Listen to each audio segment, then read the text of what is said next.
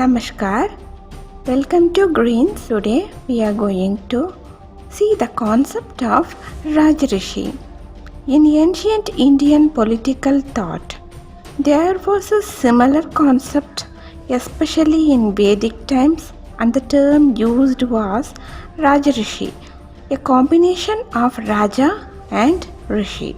Rishi is the base and Raja is the superstructure, meaning that a person having the visionary concept of a seed ensures happiness of the people. The Raja or the king was to discharge his duties in a secular manner by blending the Rishi in his role as a king. The Rajrishi gives priority to his role over self. The Rajrishi gives priority to his role over self. A Rajrishi translates cosmic order into social order. He will not have to leave the kingship to become Rishi, but still, while ruling the kingdom, he has reached a state of Rishi and has attained self-realization. Rajrishi still will be performing the Kshatriya responsibility. A classic definition would be a king who has given up worldly pleasures to pursue philosophy. The term also means a person who has attained self-realization and is capable of giving pragmatic wisdom based upon self-learning. The Rajrishis need not be themselves essentially rulers, but always played a very important part in the administration, and the king always consulted them before taking any big decision. They were advisors, friend and guide of the king. Throughout the Ardhashastra, Kautilya has emphasized the importance of focusing on the interest of the general public. The king needs to be emphatic and must understand the needs of his subjects and should always take remedial measures if the need be. The Sanskrit root for Rishi has basically three meanings. First one, the eternal pilgrim. Second one, the piercer of the veil of the ignorance. Third one, the seer of totality. Okay, then the most famous Rajrishi in Indian mythology was Vishwamitra, who renounced his kingdom and became a saint. We all know about sage Vishwamitra. He was called as Rajrishi. Even in Ramayana times, Vishwamitra and Vasishtha were advisors to King Dashratha and his son King Lord Rama.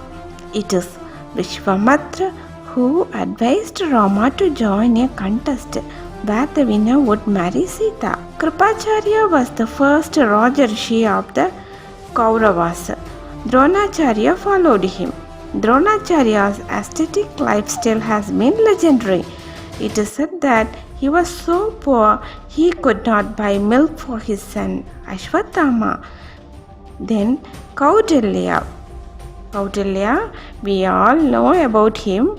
He was the first Indian Rajrishi to document his teachings.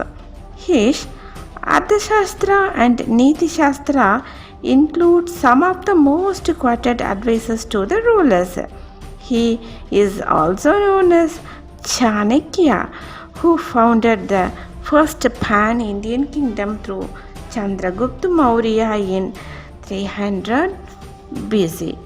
According to Kautilya, a Rajrishi is a person who has so much self-control over, has conquered the temptation of the senses and cannot be swayed by desires and emotion. He cultivates his intellectual wisdom by interacting with similar experienced and wise persons and meditations. He is ever active in making sure that his people are well protected and he leads a prosperous and peaceful life. He ensures that the principles of dharma, righteous conduct, are observed by all, and he leads the people by himself, becoming an example, and improves his own discipline by learning in all branches of knowledge, which are requisite for good administration. We should see an important point. We all know about that progressive king of Kolhapur, Chhatrapati Shahu, who introduced affirmative action for the first time in India, is also known as Rajrishi. But let's consider Plato's and Aristotle's. Plato served a short stint as an advisor to Dion, the king of Cyrus, around 350 BC. Plato famously asked the king to throw out writers and artists from his ideal state, as they would spend the whole day idly and doing no work. But Aristotle did a memorable job as preacher to Alexander the Great. Alexander went on to recollect that he had won whenever he had heeded to Aristotle's advice and lost whenever he had failed to do so. It is Machiavelli, the medieval Roman Rajarishi, who takes the cake. The Florence-based philosophy is known for offering pragmatic and ruthless advice to princes on how to usurp and sustain it and quell dissents. For this he gained fame bordering on notoriety. He wrote Principe, or The Prince, that is considered the all-time best reference book on advice to rulers.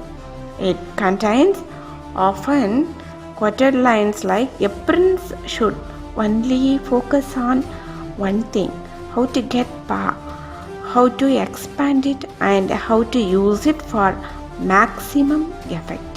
Machiavelli justified rule by force and said the prince should be willing to do anything necessary to maintain power.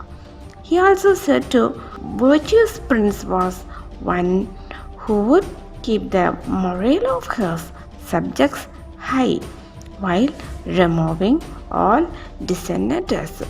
Machiavelli also has some revealing thoughts about advisors themselves. But one thing, Rajarishi is the Indian model of leadership. It represents the principle of sacredness and with secularism. So there is a need to revisit the ancient wisdom or Rajarishi model. Leaders who move up the ladder have not only higher responsibilities but higher expectations also from the public. They have to be visionary, very learned persons leading an exemplary life. Leaders can avoid all the daily pitfalls by focusing themselves and devoting themselves so fully for the goal, which has to be none than the welfare of the masses. The quest for knowledge by the leaders will lead them automatically to become a respected personality, and the intellectual uplift will result in enhancing the reputation as well-earning goodwill. It is also a fact, true fact, that as a person becomes more learned, he becomes more mature and reasonable, starts moving away from narrow and selfish issues, and his vision broadens automatically. The need is for self-realization and proper discipline to be maintained and prioritization of goals to be achieved. One needs to control one's egoistic self and the temptations which try to sway one from one's path, the path of selfless service. The right training from the beginning results in building strong moral values. Actually, So called sacrifices lost their relevance once the goal is set in the mind with a pious approach. For this, the right bringing up good and correct education, proper training, and cultivating humanitarian traits are the essential, the things which have lost track in the present setup. This is such a different topic regarding Rajarishi. Not only in India, we have seen abroad countries Rajarishi is also. Thank you so much. Hope you would like.